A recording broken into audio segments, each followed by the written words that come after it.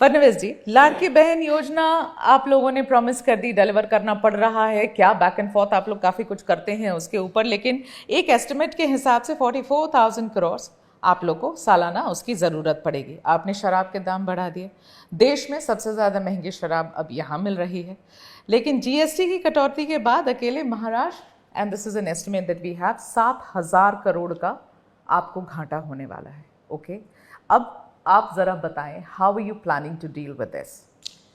देखिए, पहली बात तो ये है कि हमने कोई बैक एंड फोर्थ नहीं किया। बैक एंड फोर्थ तो आपने किया? बिल्कुल नहीं किया। हम लोगों ने लाडली बहन की योजना वैसे के वैसी शुरू रखी है, और आज भी आपने लिस्ट ही सैनिटाइज कर दी, किसको मिलेगी, एक घर में कितने लोगों को मिलेगी। ये बात पहले नहीं कहते थे, जब प्रचार करते थे ना फडणवीस जी, तो जोर जोर से कहते थे सबको मिलेगी, सारी बहनों को मिलेगी। फिर बहनों में कटौती कर दिया आपने। हो गया। हाँ ठीक, और कुछ बोलना है बोल दीजिए। नहीं बोलिए ना। क्यों आप गलत कह रही हूँ क्या मैं? ऐसा है, आप लोग बिना पढ़े बोल रहे हैं। बिना पढ़े नहीं बोल रही हूँ मैं, बिना पढ़े बोल रहे हैं। पहले दिन से कुछ नियम हमने बनाए थे। हाँ। उन नियमों के आधार पर हमने लोगों से अर्जियां मंगाई थी। उन अर्जियों को हमने मंजूर किया। कुछ लोगों ने गलत जानकारी दी, लेकिन इनकी संख्या कितनी है? देखिए, हम लोग 2 करोड़ 80 लाख बहनों को देते थे। उसमें से केवल 20 लाख बहनों को हम नहीं दे रहे।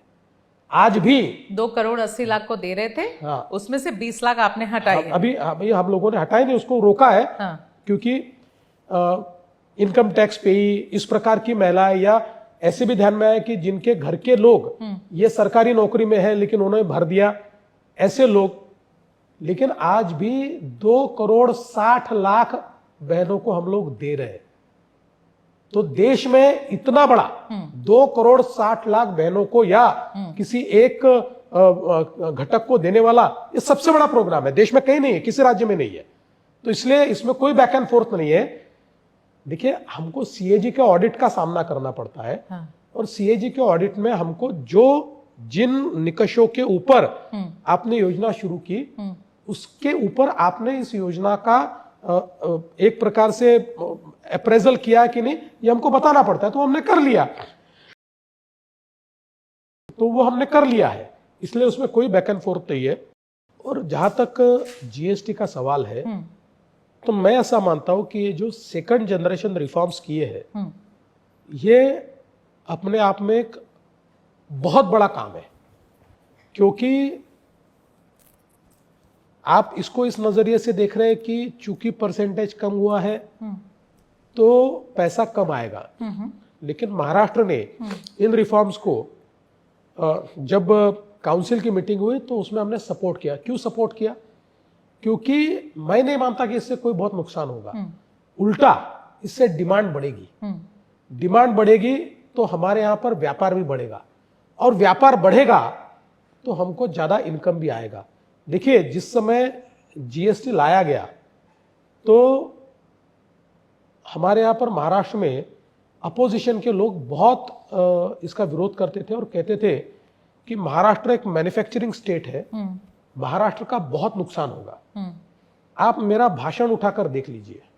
मैंने हाउस में ये कहा था कि महाराष्ट्र ये केवल मैन्युफैक्चरिंग स्टेट नहीं है, हर मैन्युफैक्चरिंग स्टेट एक कंज्यूमिंग स्टेट भी होता है। मैन्युफैक्चरिंग के लिए भी कंजम्पशन करना पड़ता है। हम लोग एक प्रकार से सर्विस ओरिएंटेड इकोनॉमी की ओर जा रहे हैं। इसलिए अगर जीएसटी महाराष्ट्र स्वीकारेगा तो महाराष्ट्र ये आगे ही बढ़ेगा, हमको ज्यादा पैसा मिलेगा। और आज हम देख रहे हैं कि वैट के रेजिम से कई गुना ज्यादा पैसा हमको मिला। वैट के रेजिम में जो हमारा एनुअल ग्रोथ रेट था, उससे बहुत ज्यादा हम लोग ग्रो हुए। और कहा हम लोग 60 और 70 हजार करोड़ पर थे, और कहा अब हम लोग कुल मिलाकर 3,60,000 करोड़, लेकिन उसमें से आधा हमारा। तो एक प्रकार से दुगना या दुगने के करीब हम लोगों को ये जीएसटी मिलना शुरू हुआ है। मैं ये मानता हूं कि ये बहुत जरूरी था सेकंड जनरेशन रिफॉर्म्स लाना। इन रिफॉर्म्स के कारण भारत का जीएसटी समृद्ध होगा, भारत के लोगों को भी फायदा होगा, एक्स्ट्रा डिमांड भी इससे क्रिएट होगी, और हमारे यहां पर अर्थव्यवस्था जो है ये और तेजी से